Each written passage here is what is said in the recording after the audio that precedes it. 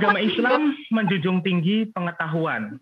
Sebagian orang mungkin sangsi terhadap hal ini karena ada yang beranggapan bahwa agama bertolak belakang dengan sains. Padahal sifat ilmiah juga dimiliki agama Islam. Dalam bahasa Arab, kata ilmu sendiri memiliki arti mengetahui, lawan kata zahlu, yang artinya tidak tahu atau bodoh. Bahkan Allah Subhanahu wa Ta'ala menurunkan ayat Al-Quran yang pertama dengan diawali kata ikro atau bacalah. Ayat tersebut mengindikasikan bahwa membaca yang dapat diartikan sebagai usaha menuntut ilmu sangat penting bagi umat Islam. Bapak Ibu yang kami hormati, pada kesempatan pagi hari ini, tausiah dalam rangka pengajian rutin bulanan dengan tema adab dan akhlak menuntut atau membagi ilmu. Yang pada pagi hari ini akan disampaikan oleh Ustadz Dr. Haji Moh Abdul Qolik Hasan, LC, MA, MED. Tapi sebelumnya saya akan membacakan kurikulum singkat beliau.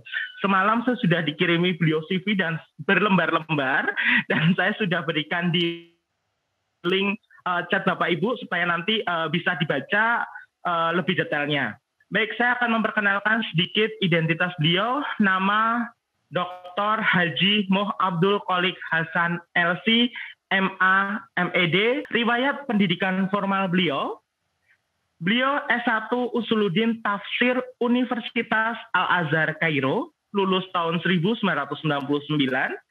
S2 Tafsir Islamic Omdum University Sudan, lulus tahun 2004. S2 Pengajaran Bahasa Arab, Institut Kortaum Liga Arab, Sudan, lulus tahun 2005. S3 Tafsir Al-Quran Al-Karim dan Islamic Science, University Sudan, lulus tahun 2007. Alamat organisasi beliau di sini juga sangat banyak, salah satunya ada Ketua Komisi Fatwa MUI Surakarta, Ketua dan Pembina MKITA Majelis Kajian Intensif Tafsir Al-Quran Surakarta, Pembina channel YouTube LCTV, dan masih banyak pengalaman organisasi beliau. Dan pasti karya ilmiah, jurnal, dan buku beliau di sini juga sangat banyak. Nanti kalau saya bacakan terlalu panjang Pak Hasan, karena waktunya juga, langsung saja saya persilahkan kepada Bapak Dr. Haji Moh Abdul Qolik Hasan, LC, MED. Kami persilahkan Pak untuk bisa menyampaikan materinya. Baik, terima kasih atas waktunya. Assalamualaikum warahmatullahi wabarakatuh. Alhamdulillah, wassalatu wassalamu ala rasulillah, sayyidina wa habibina wa syafi'ina Muhammad wa ala alihi wa sahbihi wa barik wa sallim ajma'in. Rabbana iftah bainana wa baina qaumina bil haqqi wa anta khairul fatihin. Rabbana la tuzigh qulubana ba'da idh hadaitana wa hab lana min ladunka rahmah innaka antal wahhab. Amma ba'd. Mari kita panjatkan puji syukur kita kehadirat Allah yang telah memberikan kepada kita berbagai macam kenikmatan yang sungguh luar biasa.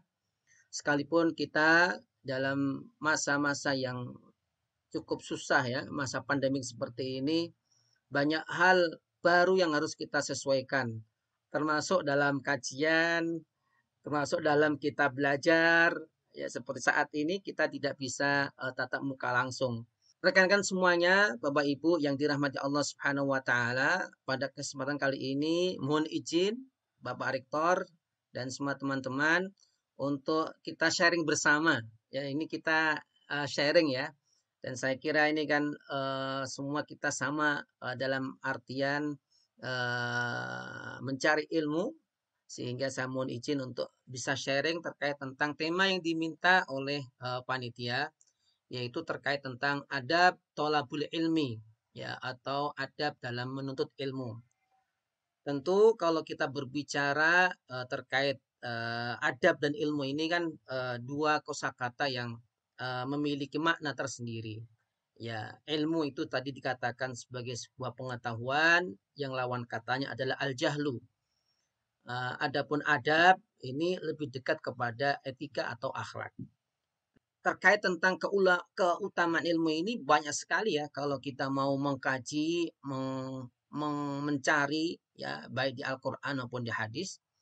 Di antaranya ayat yang sangat populer yang kita tahu adalah Allah Subhanahu wa taala menerangkan dalam surat Al-Mujadalah ayat yang ke-11 dikatakan A'udzubillahi minasyaitonirrajim yarfa'illahu alladhina amanu minkum walladzina utul ilma darajat wallahu bima ta'maluna khabir.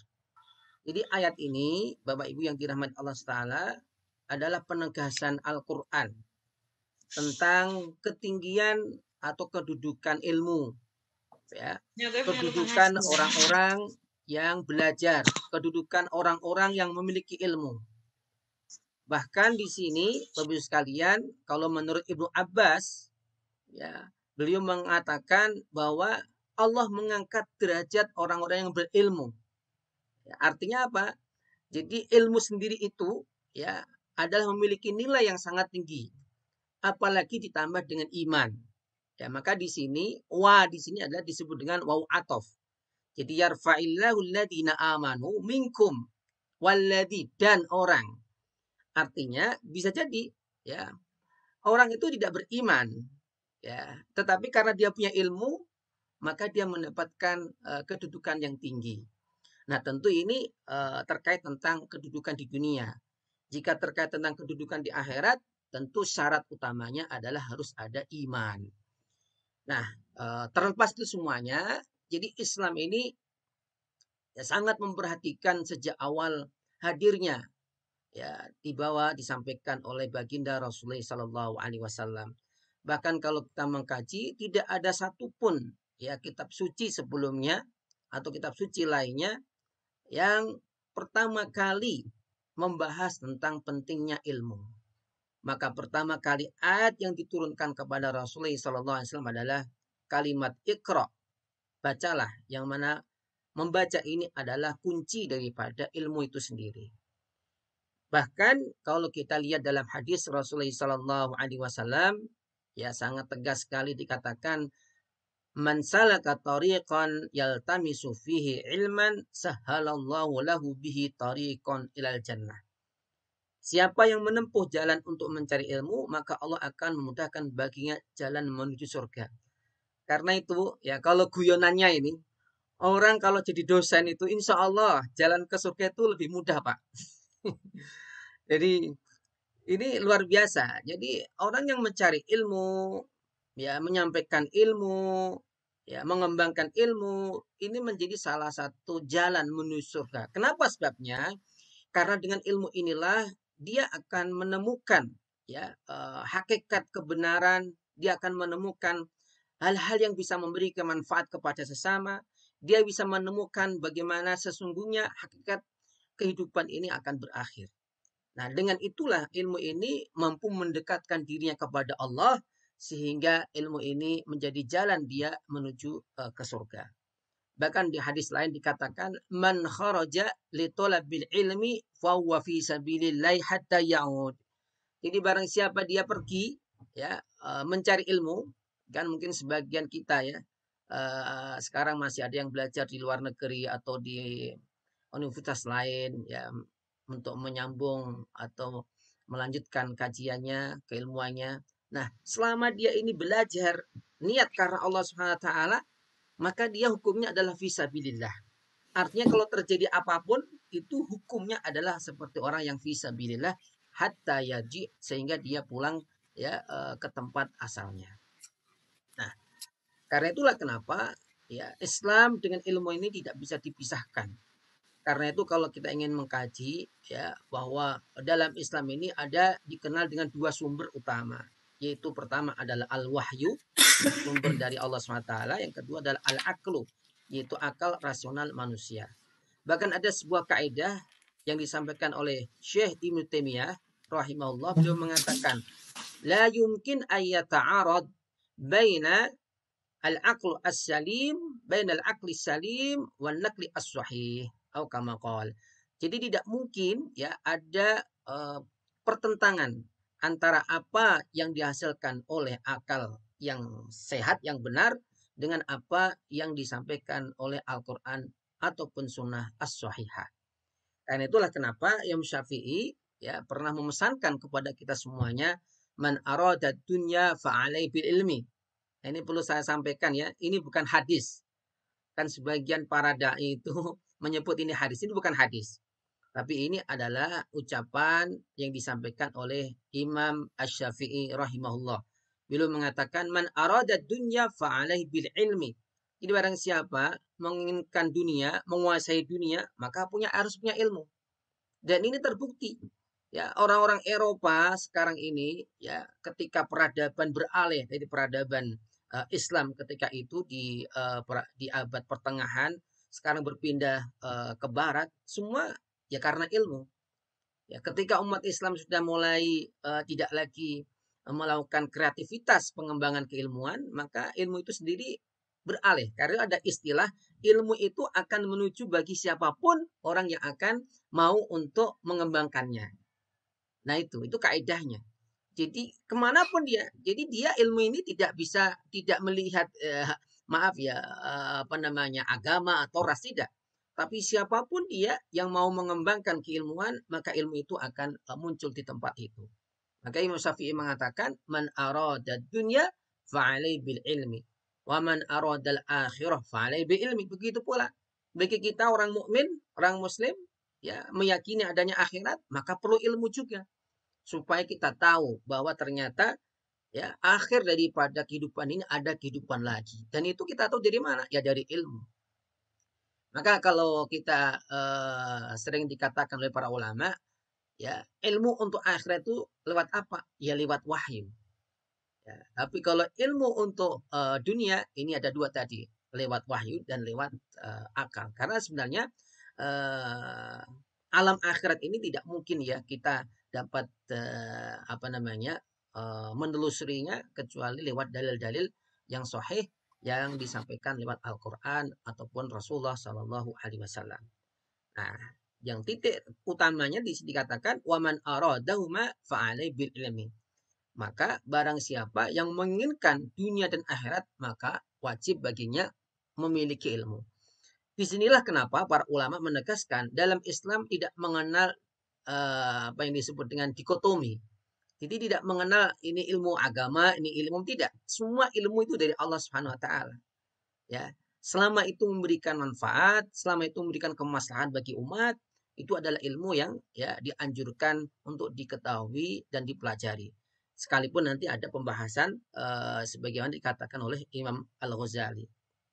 Nah, karena itu sekalian, mohon izin, ini sekedar untuk memandu kajian kita bahwa ada 4 pilar pendidikan yang harus kita perhatikan. Ya, yang pertama adalah ilmu. Tadi saya katakan bahwa Islam tidak mengenal dikotomi antar ilmu. Ya, selama memberikan manfaat, ya dimanapun, ya bahkan dari siapapun harus kita ambil. Ada sebuah hadis mengatakan, ya, al-hikmatu dhalatul mu'min. Ainama wajadaha akhodaha.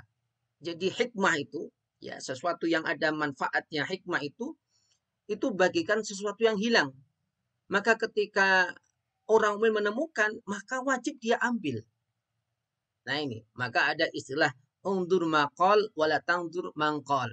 Lihatlah apa yang dikatakan, ya jangan kamu lihat siapa yang mengatakan. Dan ini menunjukkan bahwa dalam Islam mengenal di antaranya adalah disebut dengan objektivitas keilmuan itu.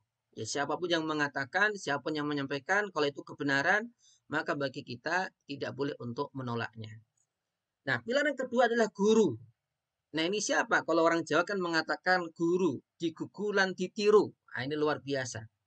Ya, kalau dalam bahasa Arab disebut muallim dan juga kadang disebut dengan murabbi. Tetapi ada dua perbedaan antara muallim dan murabbi, ini sangat jauh bedanya, Bapak Ibu sekalian. Kalau muallim itu hanya sekedar mentransfer ilmu. Dia hanya melakukan transformasi knowledge. Ya, hanya mengalihkan ilmu. Ya. Tentu lebih tinggi lagi tingkatannya adalah murabbi. Jadi murabbi ini ya seperti orang tua mendidik anaknya, dia mengawasinya, dia mengontrolnya, dia mengembangkannya. Maka kenapa? Ya mohon maaf ya. banyak sekali lembaga-lembaga sekarang ini pendidikan apapun itu namanya yang hanya ya tadi itu menghasilkan intelektual yang kering. Ya karena apa? Yang disampaikan hanya ya sisi keilmuan saja, tidak sisi tarbiyah ya mendidik. Jadi hanya mengajarkan tidak mendidik. Berbeda dengan misalkan ya kalau Bapak Ibu pernah mampir di pesantren ya tidak hanya diajarkan tapi ada unsur tarbiyah. Maka di sini dikatakan bahwa guru itu ya harus sosok yang mampu menjadi teladan. Ya, dan semua kita ini berkewajiban harus memberikan teladan terbaik bagi anak didik kita. Ya, kalau istilahnya adalah memiliki dedikasi tinggi lah, ya, memiliki karakter yang memang mampu untuk ditiru oleh murid-muridnya. Nah ini guru.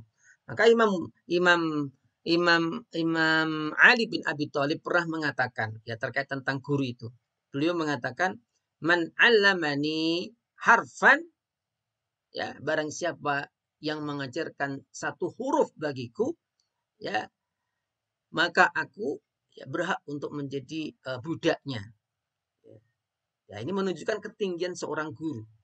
Ya, maka guru ini ya adalah kalau saya memahami adalah warasatul anbiya. Guru itu adalah penerus ya para nabi karena dia adalah memiliki visi misi yang sangat tinggi sekali yaitu apa? Melakukan perubahan yang lebih baik. Kemudian unsur yang ketiga adalah murid. Murid ini kalau orang-orang sufi ya mengatakan murid itu artinya orang yang menginginkan kebaikan. Ya, muridun diambil dari kata-kata aroda yurid. Murid artinya orang yang menginginkan. Nah, disinilah pentingnya kita melakukan atau memberikan bimbingan dan teladan. Karena sebagaimana dikatakan para pakar pendidikan, ya tergantung siapa yang membentuk anak itu, maka anak itulah akan terjadi atau akan menjadi masa depannya seperti apa yang mereka terima. Nah, di sini kenapa, Bu sekalian, ya, pentingnya kita mengetahui ya sisi kelebihan dan kekurangan anak kita atau anak didik kita sehingga kita mampu untuk memaksimalkan potensi-potensi yang dimilikinya. Yang keempat adalah lembaga. Nah, ini penting sekali. Lembaga ini kalau bahasanya adalah condro di muko. Jadi tempat untuk membakar, mendidik anak, mentarbiyah anak.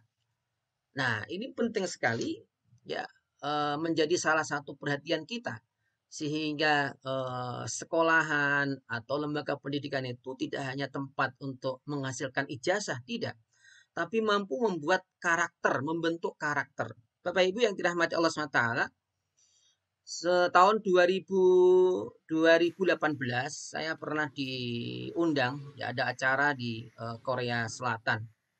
Ya, saya kebetulan ketika itu menempati sebuah flat itu di bawahnya itu adalah toko kacamata. Tapi apa yang menarik bagi saya adalah setiap pagi itu Bapak sekalian, setiap pagi mereka itu padahal karyawannya itu hanya 5 atau 6 orang lah itu. Setiap pagi mereka itu keluar toko, kemudian melakukan semacam kayak kita ya berbaris gitu, kemudian mengucapkan yel-yel. Jadi punya yel-yel tersendiri. Ternyata ini adalah cara membentuk karakter mereka. Kalau kita mungkin ya, kalau kita dulu kalau Bapak Ibu yang pernah di pesantren atau di madrasah ada namanya doa sebelum belajar. Ternyata ini juga salah satu pembentukan karakter. Nah di kita ini mohon maaf sekalian ya, di lembaga-lembaga nggak usah kita sebutin satu persatu, banyak yang sudah meninggalkan hal ini. Ya datang sekedar absensi, tidak ada namanya bagaimana adab tolabul ilmi, adab untuk memulai belajar ilmu kayak apa. Kalau kita orang Islam kan disunahkan untuk mulai dengan doa, bagaimana kita menyiapkan diri kita. Bahkan kalau di ta'lim itu Pak sangat detail sekali ya. Bagaimana kita itu menghadapnya pun diatur sampai menghadap ke kiblat. Nah, terlepas itu semuanya, ini menunjukkan pentingnya bagaimana lembaga ini mampu mencetak, mentarbiyah, mendidik ya anak didiknya menjadi orang-orang yang berkarakter. Nah, sekarang kita bahas tentang adab. Ya, adab tadi sudah saya singgung, ya adalah akhlak, ya akhlak mulia. Maka bisa dikatakan sesuai dengan definisi Ibnu Hajar. Ibnu Hajar ini juga punya cerita unik Pak dalam proses dia belajar. Ya, dia termasuk orang yang bisa dikatakan ketika itu dalam waktu belajar itu agak sulit menerima pemahaman. Akhirnya dia pulang, ya. Ternyata di tengah perjalanan dia menemukan sebuah batu. Kemudian ternyata batu itu terlubangi oleh satu tetes air, sehingga menyadarkan dia bahwa belajar itu butuh waktu itu. Nah, beliau mengatakan bahwa al-adabu isti'malu ma yuhmadu qawlan wa fi'lan wa 'abbara ba'duhum anhu bi annahu al-akhdhu bi makarimil akhlaq. Jadi adab itu diartikan menerapkan segala yang dipuji oleh orang, baik berupa perkataan maupun perbuatan. Sebagian ulama juga mendefinisikan adab adalah menerapkan akhlak-akhlak yang mulia. Karena itu boleh disimpulkan, Bapak Ibu yang dirahmati Allah SWT, bahwa adab itu pasti baik. Tapi kalau akhlak belum tentu baik. Maka akhlak itu kan ada dua. Akhlak yang mahmudah, akhlak yang baik, dan akhlak yang buruk. Ya, artinya kepribadian seseorang itu. Nah, Bapak Ibu yang dirahmati Allah Subhanahu wa taala, apa sih pentingnya kita mengajarkan anak-anak kita, ya, atau bahkan diri kita, pentingnya mengetahui adab ilmu itu apa? Imam Malik, Bapak sekalian, kita tahu beliau ini adalah salah satu 4 madhab. Ya, beliau mengatakan bahwa ta'allam al-adaba qabla al-ilmi. Jadi belajarlah atau pelajarilah adab sebelum mempelajari ilmu. Jadi adab dulu sekalian. Nah, sementara itu ya kita lihat sekarang ini adab ini mulai sudah luntur ya dengan berbagai macam perubahan masyarakat, ya media sosial, ya adab tidak lagi menjadi satu yang konsen. Nah, ulama-ulama dahulu kita itu ya sangat sangat memperhatikan sekali, bahkan Ibnu Mubarak. Ibnu Mubarak ini juga tokoh yang sangat luar biasa kalau kita mau mengetahui beliau ini. Beliau mengatakan ya bahwa beliau mempelajari adab itu selama 30 tahun, Bu sekalian. Jadi belajar tentang akhlak, adab 30 tahun. Dan mempelajari ilmu hanya 20 tahun. Bisa dibayangkan. Jadi porsi adab itu lebih dulu daripada ilmu. Nah, sekarang kan kebalikannya. Orang pinter pandai, tapi naudzubillah, ya akhlaknya, perilakunya tidak menunjukkan tingkat kualitas keilmuannya. Dan itu yang kita sayangkan sekarang ini. Nah, karena itulah kenapa adab ini harus menjadi perhatian, ya akhlak, ya dalam kita mencari ilmu ini. Nah, akibatnya Bu sekalian, jika kita jika kita tidak memperhatikan adab, ini kita bisa lihat ya hasil daripada pendidikan kita ya selama ini secara umum ya. Ini hasil survei tahun 2007 Bu sekalian. Tentu kalau sekarang sudah lebih banyak ya kasus-kasusnya ini. Ya, bisa dilihat Bu sekalian ya hasil survei KPAI tahun 2007 ya. Seperti ini gambarannya. Artinya moral anak-anak kita, moral masyarakat kita ini sudah begitu mengkhawatirkan ya. Bahkan juga banyak ya kasus-kasus bullying, hate speech, penyebaran berita hoax, kasus narkoba, korupsi. Nah, ini kita kadang juga merasa gusar Ibu sekalian ya. Kayaknya korupsi ini kok sulit sekali dihilangkan itu ya. Ya karena bisa jadi ini sebagian orang mengatakan bisa jadi ini karena salah pola pikir dan salah pola pendidikan sejak awal. Ya. Dan ini menjadi perhatian kita semuanya ya bagaimana sejak dini anak-anak kita ini perlu diajarkan tentang adab, terutama terkait tentang kejujuran ya. Dan ternyata Bu sekalian hasil penelitian-penelitian yang ada ini orang yang paling banyak berbohong itu ternyata orang tua. Jadi kedua orang tua ini ternyata yang tidak sadar dia ternyata mendidik anaknya itu berbuat bohong. Ya, tentu dapat kita lihat misalkan kita bilang ke anak kita ini mohon maaf ini lagi sibuk lagi macam-macam padahal tidak. Ya, ini juga hal yang sepele tapi itu sangat mempengaruhi perilaku anak. Maka penting sekali Bu sekalian ya sebagaimana Rasulullah menegaskan tentang pentingnya mengajarkan ya kejujuran ya sejak dini. Belum lagi misalkan kasus tawuran antar pelajar, budaya mencontek, plagiasi, guru atau dosen yang tewas atau dipidanakan. Banyak sekali Bu sekalian. Ya. Kan dulu kita mungkin nggak berpikir bagaimana anak menuntut orang tuanya. Sekarang ini naudzubillah jangan sampai menjadi tren ya. Anak menuntut ibu, anak menuntut apa namanya? Menuntut orang tuanya. Kalau istri menuntut suami udah biasa mungkin ya. Ya, ini menggambarkan hal yang terjadi di masyarakat kita dan ini harus kita perhatikan sebagai insan pendidik ya bagaimana mengantisipasi hal ini terjadi. Bisa jadi adalah di antara faktornya adalah terkait pola pendidikan ya terkait tentang asuhan yang kita atau diberikan kepada anak didik. Nah, karena itulah pentingnya kita membenahi motivasi Bos sekalian. Ini saya wasiatkan untuk saya pribadi dan kepada para pemirsa di mana berada. Bagaimana selalu kita membenahi motivasi. Motivasi ini tidak lain adalah niat. Ya, kadang ini jujur Pak ya, kita ini dosen ya, kadang dikejar napa nggih bikin Scopus, bikin macam-macam lah ya. Nah, kadang motivasi itu beda.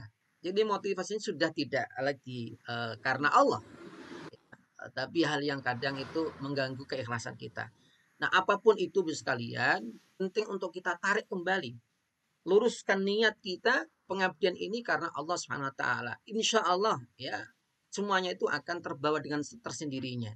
Jika kita benar-benar ikhlas karena Allah, maka Allah pun pasti ya seyakin saya ya akan memberikan apa yang kita inginkan. Nah, karena itulah kenapa banyak ayat menegaskan pentingnya keikhlasan. Bahkan ada hadis innamal a'malu binniyat. Ini kan menggambarkan bahwa kita harus punya prinsip ya. Beramal apapun kita ini ya seperti halnya sekarang ini kita ikut kajian ini harus ditata niatnya agar kita mendapatkan pahala, agar kita mendapatkan ridho Allah. Nilai-nilai semacam ini yang harus kita terus tanamkan untuk diri kita masing-masing ya untuk diri kita masing-masing karena dengan gencarnya peradaban materialisme ini kadang nilai-nilai semacam ini ya sudah bubar sudah ambiar ya maka perlu kita ya agar kita ini tidak apa nggih bahasanya nggih tidak kering ya tidak kemudian mudah patah patah hati mudah kecewa ya nilai-nilai semacam inilah yang memperkuat kita ikhlas karena Allah SWT. Ya, kita tulus karena ingin mencari ridho Allah SWT. Ini yang akan memperkuat kita ya dalam mengarungi berbagai macam perjuangan hidup kita ini. Nah, Bapak Ibu yang dirahmati Allah SWT, kalau kita berbicara tentang adab ilmu ini, saya sengaja mengambil apa namanya nggih? Ya, 6 prinsip dasar penuntut ilmu ala pesantren. Ya, ini mungkin sudah bagi sebagian kalangan mungkin ini tidak cocok ya, tapi ini kita berusaha untuk menengok ya sebuah lembaga yang sudah teruji ya sampai sekarang mereka berhasil menelurkan berbagai apa namanya tokoh ya bermacam keilmuan ya kalau apalagi kalau kita lihat di Timur Tengah Bapak sekalian ya pesantren-pesantren inilah yang sebenarnya di awal mulanya sebelum ada universitas yang menghadirkan para ulama-ulama seperti Ibnu Hajar Al-Asqalani, Imam Nawawi, dan para ulama-ulama lainnya. Ya, dulu di Masjidil Haram itu ada halakoh-halakoh. Itulah awal mula ya kemudian berkembang dalam sebuah lembaga yang kita kenal dengan istilah pesantren ini. Nah, tadi saya katakan ada kitab yang memang banyak dikaji di pesantren ya, terutama pesantren klasik. Ada kitab namanya Ta'limul Muta'alim karya Syekh Azarnuji. Beliau mengatakan, "Akhi lan tanalal ilma illa bisittatin sa'umbika an tafsiliha bibayanin zakaun wa hirisun wa ijtihadun wa bulghatun wa suhbatu ustadin wa tuli zamani." Nah ini. Jadi minimal ada 6 prinsip ya kita tanamkan ke anak-anak kita sekalian. Ya, karena anak-anak kita inilah yang meneruskan kita nantinya. Ada 6 hal yang harus kita persiapkan ya untuk kita mendapatkan ilmu itu. Yang pertama ya memiliki kecerdasan. Jadi artinya anak ini memiliki kemampuan akal sehat Ya, kemudian ya kalau bahasa Arabnya ini Pak, hirsun itu artinya rakus. Rakus dalam arti yang positif, yaitu semangat untuk menyerap ilmu. Dan kita kalau mendengar para tokoh-tokoh besar itu kan seperti itu. Jadi melahap melahap buku itu luar biasa. Ya, karena intinya ilmunya dari situ. Nah, kalau sekarang beda ya. Sekarang kan bermedia sosial yang melahapnya. Kemudian apa? Bersungguh-sungguh. Nah, kita mengenal manjada wajada. Nah ini. Kemudian apa? Ya cukup modal. Artinya apa? Ada kemampuan, ada harta, ada fasilitas. Maka Bu sekalian, kalau kita mau menengok sejarah para ulama, banyak mereka itu ternyata yang menjual hartanya, menjual rumahnya, menjual tanahnya hanya untuk mencari ilmu Bu sekalian. Jadi mereka itu merelakan ya menjual harta bendanya untuk mencari ilmu. Ya, para ahli hadis itu Bu sekalian, kalau beliau harus berangkat ke kota yang jauh itu, mereka menjual hartanya demi untuk mencari satu hadis ini benar atau enggak. Ini luar biasa. Jadi kalau kita belajar sekarang ini Pak, ya belum ada apa-apanya. Kita sekarang kan pakai online semuanya. Kita sekarang apa namanya sudah ada di internet semuanya. Dulu Bapak sekalian, orang itu kalau mau mondok, orang itu kalau mau berangkat cari ilmu, itu dipersiapkan berapa koper dia itu bawa buku, bawa kitabnya itu. Nah, ini luar biasa. Nah, tentu ini memang perubahan zaman seperti itu ya. Tapi intinya yang menjadi penyemangat kita adalah bagaimana mereka ini begitu luar biasa semangatnya. Ada sebuah kisah Bu sekalian. Mohon maaf ya, saya ambil kisah nyata ini ya. Saya membaca dari buku Ila Qimmatil Jabali, mencapai puncak gunung. Ya, digambarkan ada dua tokoh di situ, ada dua tokoh.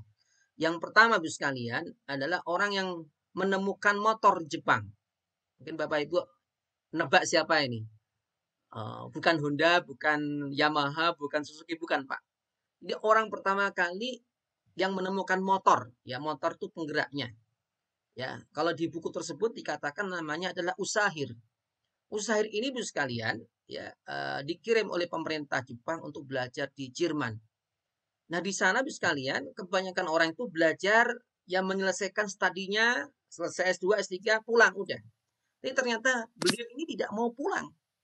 Ya, bahkan beasiswa yang ia dapatkan ini untuk membeli motor di sana, mesin di sana, ya, mesin penggerak, kemudian dibongkar, ya, kemudian dicari yang mana yang sudah rusak, kemudian dibuat kembali. Ya, sehingga ia pulang, ya, ketika itu dia mampu untuk memberikan ya perubahan signifikan ke masyarakat Jepang. Bahkan Jepang sampai sekarang dikenal dengan otomotifnya. Itu adalah salah satu bentuk bagaimana semangat kita seperti itu.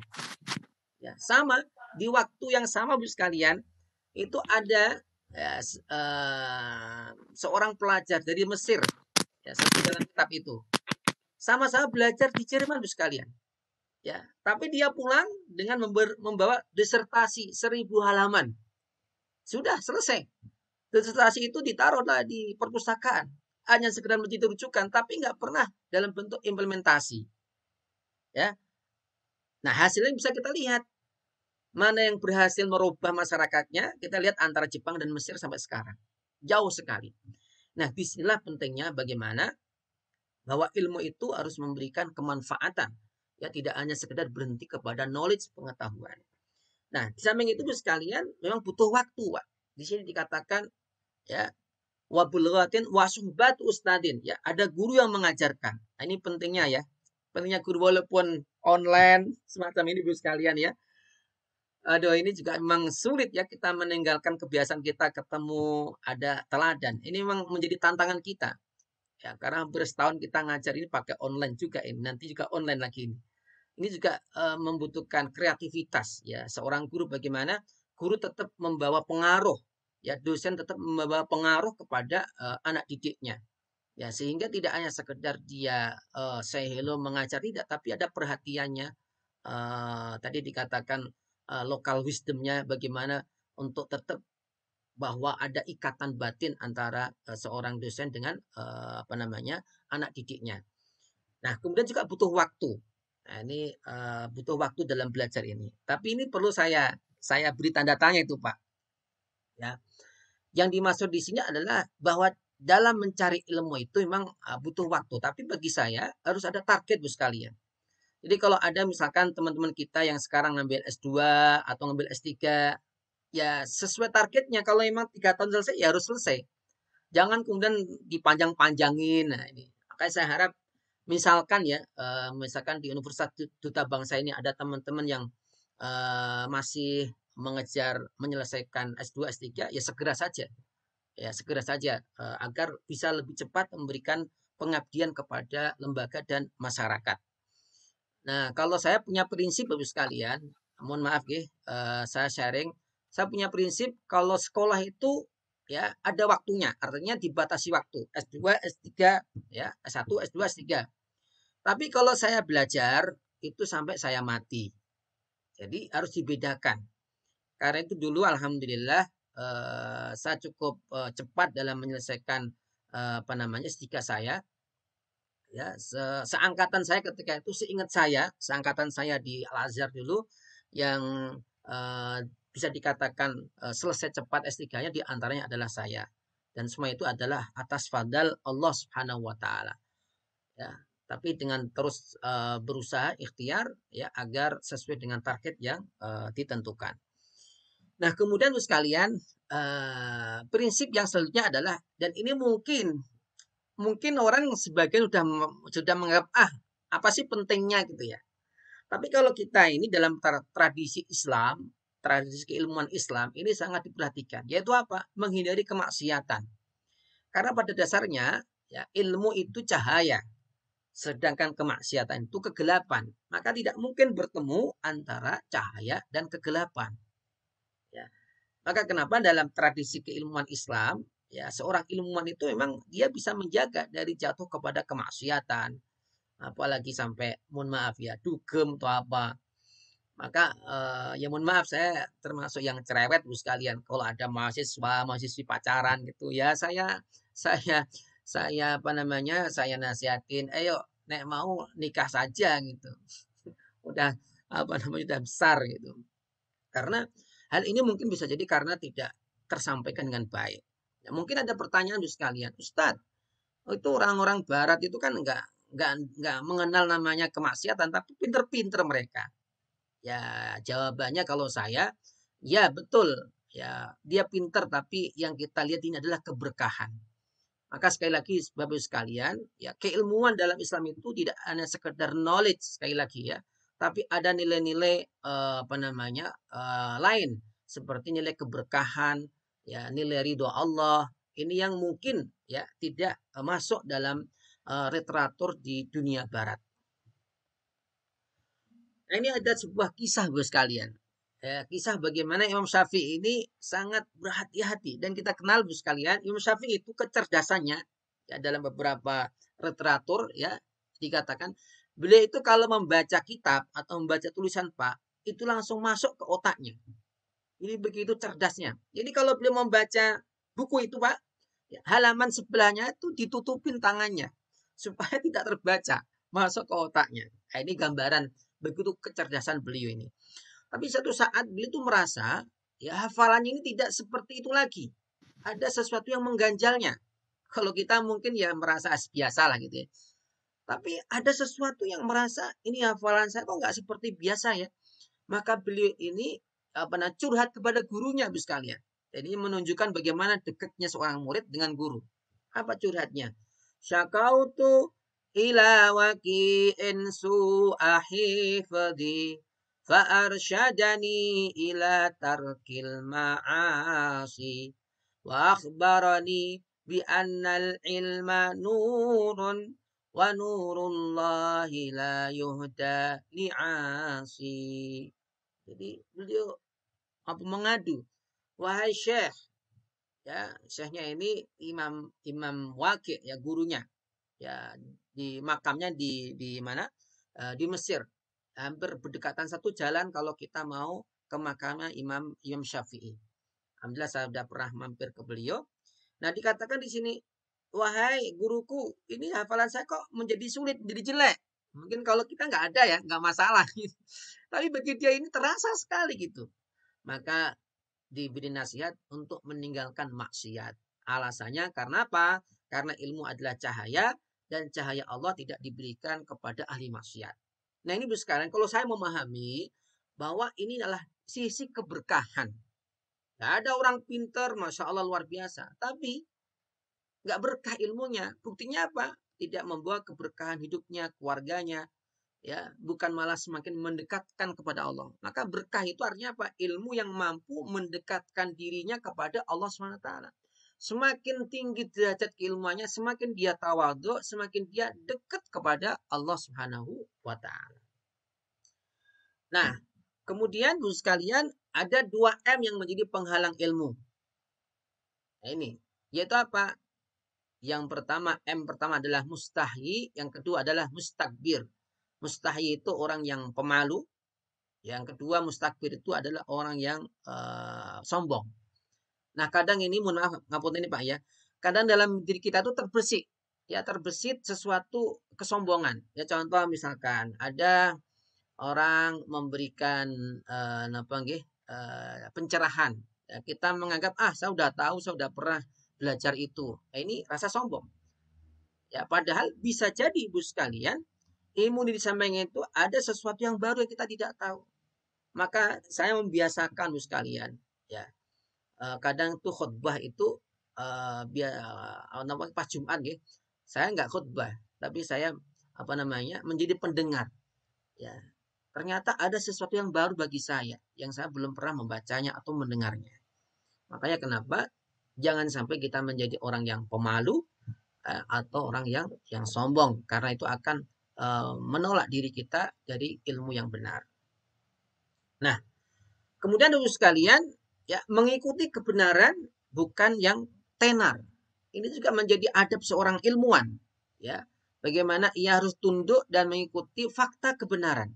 Kalau dalam ilmu ada namanya objektivitasnya apa?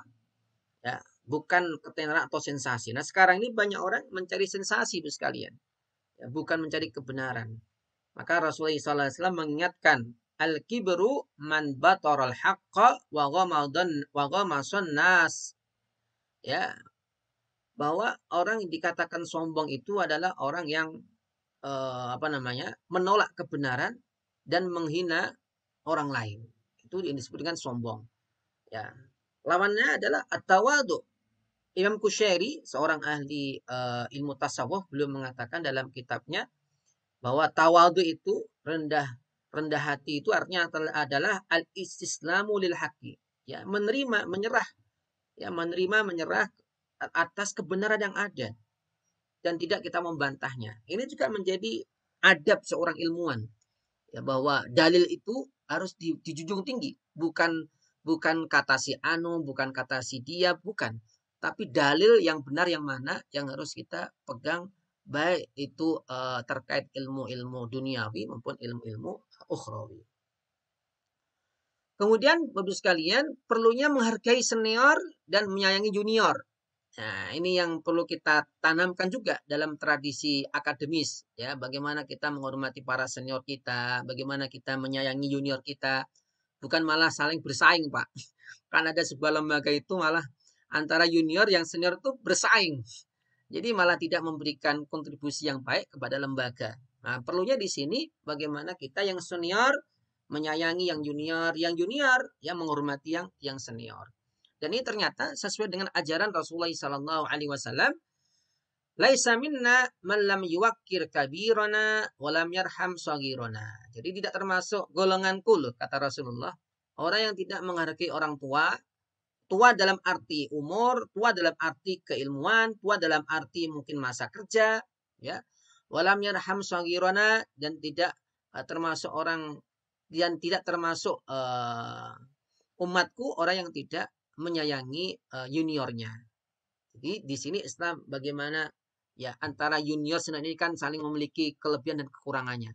Bagaimana mampu saling kerjasama. Maka nanti perlunya kolaborasi.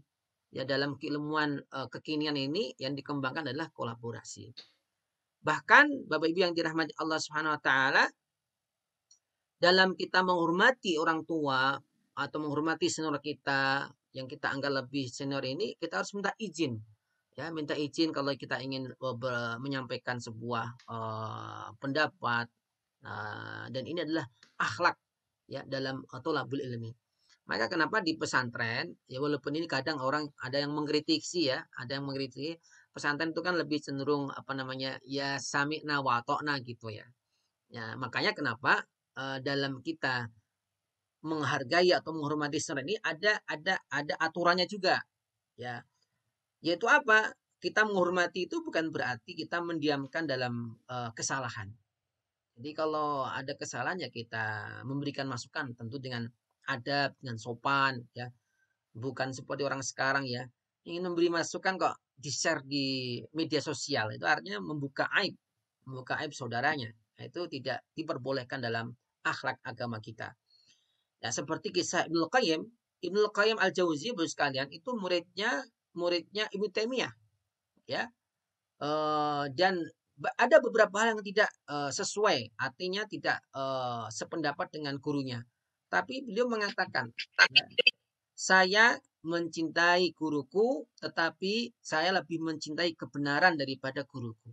Artinya kebenaran ini harus menjadi poin utama, ya jangan sampai dibalik. Ya nanti jadinya adalah ABS, asal Bapak senang. Nah, ini juga tidak dibenarkan. Kemudian perlunya ya fokus kepada keahlian.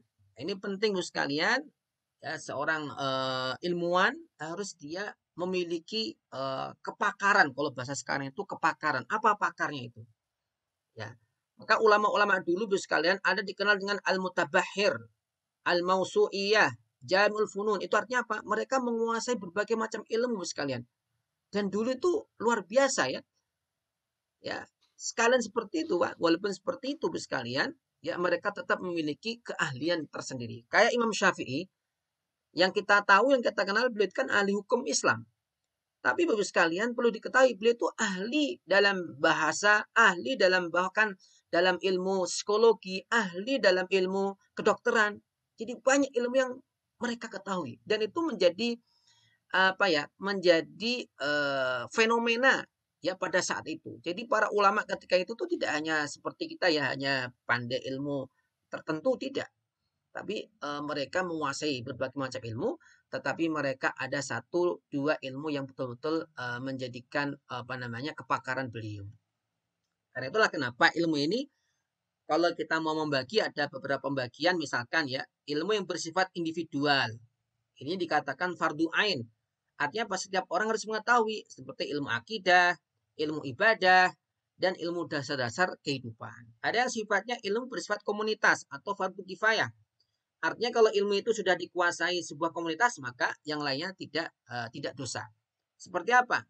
Ilmu kedokteran, ilmu komunikasi, ilmu farmasi, ya. Kemudian ilmu misalkan kayak yang punyanya Pak Rektor ini, ya, ada termasuk ilmu ini. Ya, bagaimana mereka memiliki keahlian tertentu di bidangnya masing-masing. Ya. Kemudian ada namanya ilmu mubah, ilmu terkait tentang kebutuhan tersier. Ya, misalkan bagaimana cara memasak yang enak. Nah, ini ilmu-ilmu yang tersier yang sifatnya mubah. Nah, kemudian yang perlu kita tanamkan ke anak didik kita adalah bagaimana menjadi yang terbaik. Ya, dari mulai guru yang terbaik, murid yang terbaik, kemudian apa namanya lembaga yang terbaik. Dan ini semuanya adalah Islam menganjurkan untuk ke situ.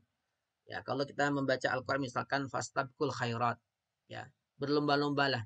Jadi ada semacam bagaimana kita fastabiqul khairat, ya, berlomba-lomba bersama-sama, ayo. Ya, bukan kompetisi Bos sekalian. Kompetisi kan lebih kepada saling menyikut ya. Ini bagaimana kita berlomba-lomba bersama-sama untuk menghadirkan yang terbaik. Kemudian, nah ini saya katakan tadi perlunya kolaborasi Bos sekalian. Karena ilmu sekarang ini tidak bisa sendiri-sendiri. Ya, dalam kajian-kajian Islamic Studies pun sekarang banyak sekali pendekatan-pendekatan yang digunakan. Ya, misalkan lewat pendekatan psikologi, humanisme, dan lain sebagainya. Ini perlunya kolaborasi. Kalau ulama-ulama dulu kan memang menguasai semuanya. Nah, sekarang kita ini